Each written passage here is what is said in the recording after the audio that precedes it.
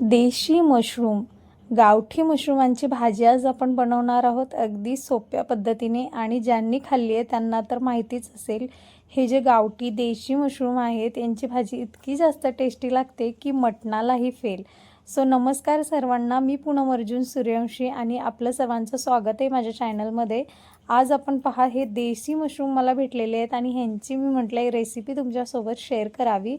तर किती मोठे आहेत बघा. हे फूल जे होतं मशरूमचं ते माझ्या मोबाईल एवढं होतं, म्हणजे तुम्हाला दाखवते. हाईट पण याची खूप मोठी होती.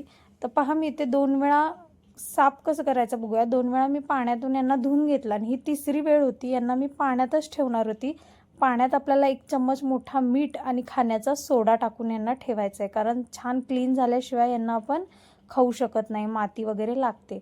तर बघा यांना चिरायचं नाही, अशा पद्धतीने यांना तुकडे तुकडे पीसेसमध्ये असं हातानेच कट करून घ्यायचं, म्हणजे चिरायचं नाही. आणि जे मागचे शेंडे वगैरे असतात ते तर असे म्हणजे मोठे असले तर 2-3 भाग सुरीने करा आणि त्याच्यानंतर हाताने असं त्याचा पिसारा कसा फुलवतो आपण, म्हणजे कॉटन तसं. हे पहा, मी दाखवते तुम्हाला. हे पहा, असं इझिली होऊन जातं, जेव्हा सुरीची गरज नाही. आणि ते असंच केलं जातं. तर चला बनवूया कसं बघूया. कढई गरम झालेली आहे. 1 मोठा चम्मच मी तेल टाकलेलं आहे. छोटा चम्मच एक जिरे टाकलेले आहेत. जिरे तडतडले की त्यात अशा छोट्या मिरच्या लाल कलरच्या टाकलेल्या आहेत. तुमची मर्जी आहे, तुम्हाला टाकायचं असेल तर टाका, नाही तर नाही टाकलं तरी चालेल. 2 मीडियम साईजचे कांदे उभे चिरून मी टाकलेले आहेत. त्यांना छान भाजून घ्यायचं, कलर चेंज होईपर्यंत. पहा, चेंज झालेला आहे कलर. तर लगेचच त्यात टाकून घेऊयात आपण 1 मिरची जी उभी मी चिरलेली आहे आणि 1 चम्मच अद्रक लसणाची पेस्ट. छान मिक्स करून घ्यायचं, परतून घ्यायचं चांगलं. 1 मिनटं झाला की याच्यामध्ये आपण काही मसाले टाकूयात. 1 मिनटं छान आधी अद्रक लसणाला परतून घ्यायचं.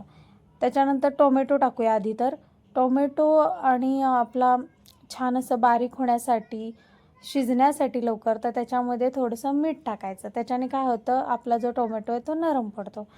टोमॅटो नरम झाला की याच्यात आपण बेसिक मसाले, याच्यामध्ये काही जास्त मसाले नाही टाकायचे. पहा, मी टाकलेला आहे अर्धा चमचा आमचा सातारा घाटी मसाला टाकलेला आहे.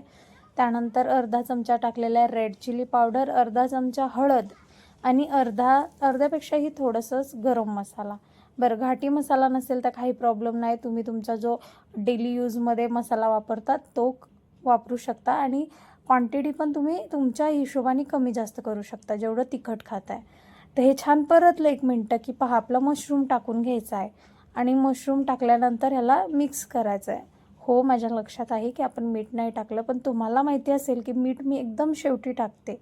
का तर भाजीची क्वांटिटी आधी बघायची, म्हणजे अंदाज कधीच चुकत नाही. तर पहा, आपले जे मशरूम आहेत ना ते असे नरम होणार लगेच. मग आधी दिसताना किती वाटेल, म्हणजे जास्त वाटत होते ना, मग ते मिठाचा अंदाज चुकू शकतो. त्यामुळे छान आधी मशरूमांना असं परतून घ्यायचं.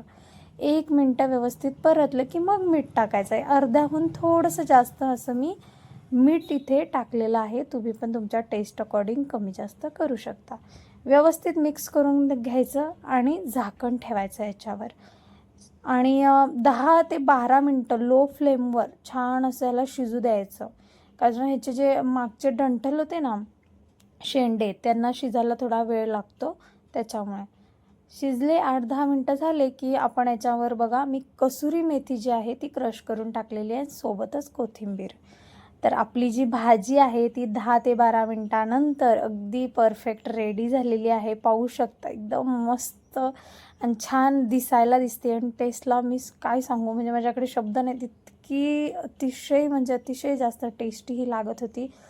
जर तुमच्याकडे अवेलेबल असतील मशरूम तर नक्कीच तुम्ही अशा पद्धतीने ट्राय करा. जितके साधे मसाले तेवढीच जास्त टेस्टी भाजी. चला, नवीन असाल तर सबस्क्राईब करा.